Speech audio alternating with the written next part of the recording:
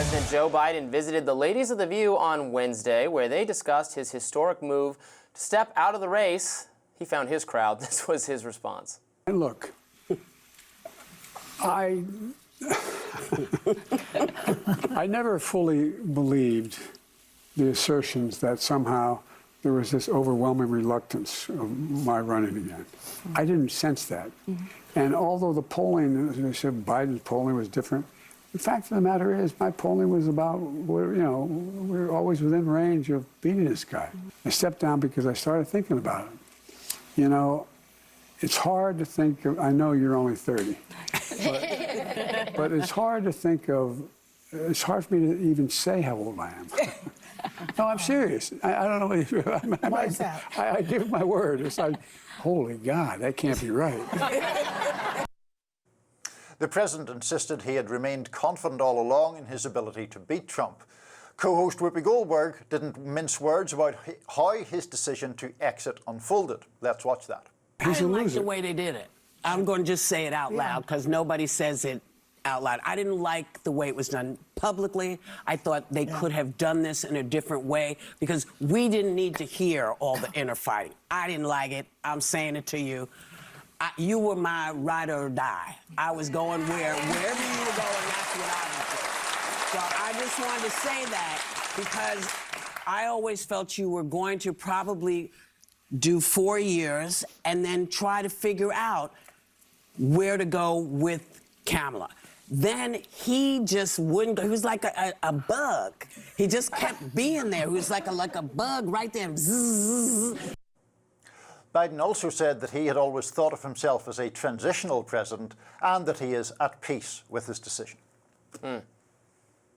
So, I don't know what polls he was looking at. That vibes-based, I was always within striking distance, kind of suggesting that it wasn't that much different between him and Kamala Harris. I'm sorry, that's just not true. Right. That is factually incorrect.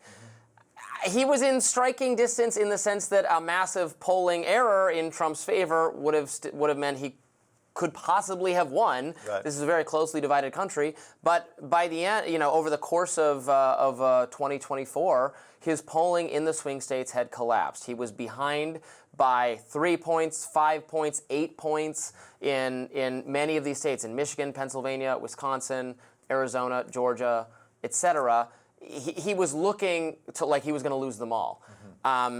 Kamala Harris has improved on that position. It's now very close in all of those states. She's a little bit ahead in some of them. Now, you can argue that that's not going to be enough because the polling errors in the past have been in Democrats' favor, so she's not up by enough to maybe overcome that error. We don't know. It's going to be a close election. But there's no argument that her polling is better than his, and that his was getting to be on the I have a 20 to 30% chance of winning this election versus hers, I have a somewhere between 45% and 55% chance of winning the election. Is that fair? Yeah, I think that is right. There's no question at all that Kamala Harris has a better chance of winning this election than Joe Biden did. Yeah. And that's the problem when, I like Whoopi Goldberg and I think she's trying to be nice there, but to say she was ride or die for Biden, the problem was you were going to die, politically speaking, if you were a Democrat, right? There was no riding to victory going on there. It seemed almost certain that he was going to lose.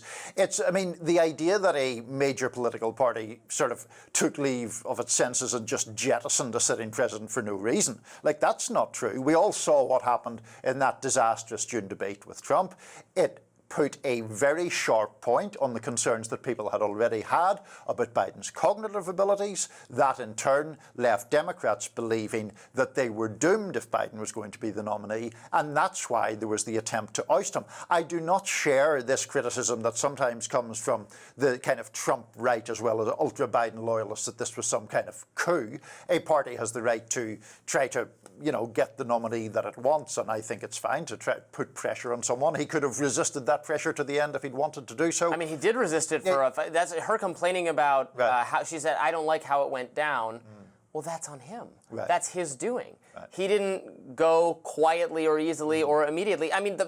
The cardinal sin was deciding to run again for re-election in the first place. Once he had done that, we were set on this path because he was not going to make it to the end in terms of withholding from the American public how advanced his age-related decline was, or and maybe it had gotten much worse in just the last couple months of him remaining the candidate. I find that plausible, but it was also foreseeable given that he's the oldest person ever to seek office in this way, and there had already been signs as far back as the midterms. He could have retired, decided not to run again. A lot of people thought that that's what he was going to do. He never explicitly said he was going to be a one-term president, but he sort of let that idea exist out there, and then it was going to be handoff to Kamala Harris. Then he decided not to do that, and so we were forced into this. She could say it was ugly and embarrassing for him, and it was, but that's because he had to get. It had to get dragged into the public because he wouldn't go quietly. Yeah, and I think as well, people, of course, always say it's about his age, and I'm sure I have said it on occasion. There are people who are that age who are very mentally sharp. The question was really, is he capable of serving another 4 years as president? Now, you could have made that argument in 2020, and obviously that argument was made successfully, and that's one of the reasons why he won. It became much more difficult to make that argument recently, especially in the wake of the debate. I will say this, though, if you were Joe Biden, I guess it's in some ways, even though a painful situation to be effectively ousted, it's kind of more pleasant to be sitting there having all these soft questions on The View than it is facing the possibility of defeat in a major election. The View is the most friendly interview he could conceivably do on the planet Earth. This is the most pro-Biden, all of them pro-Biden, Biden-friendly. So it was the most favorable atmosphere he could have.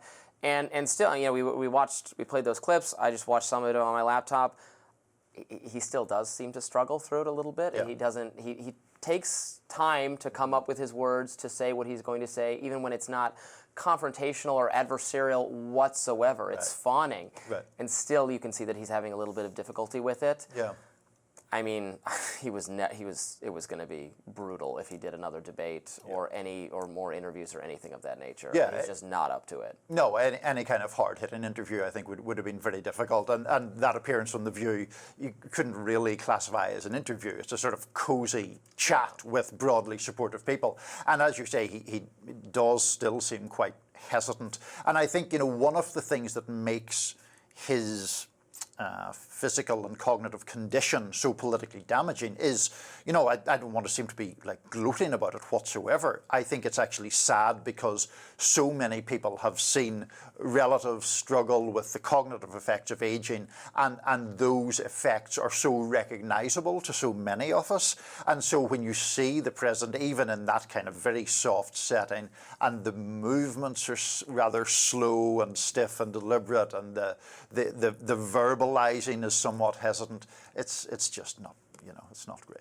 Yeah, and it affects everybody differently. Joy pointed out, I don't think we played that clip, that she's actually the same age as Biden, and while I do find her commentary somewhat unhinged and is probably not very popular with people watching, I would not say that she lacks an ability to speak and communicate at all. She's not hampered whatsoever compared to Joe Biden. So it affects you at different ages. Oh, absolutely. And even in the political realm, Bernie Sanders is, I think, a few months or a year older than Biden. Now, people can love or hate what Bernie Sanders stands for, but I don't think many people, if anyone, really makes the argument that he's in any sense cognitively impaired. Absolutely. We'll have more Rising right after this.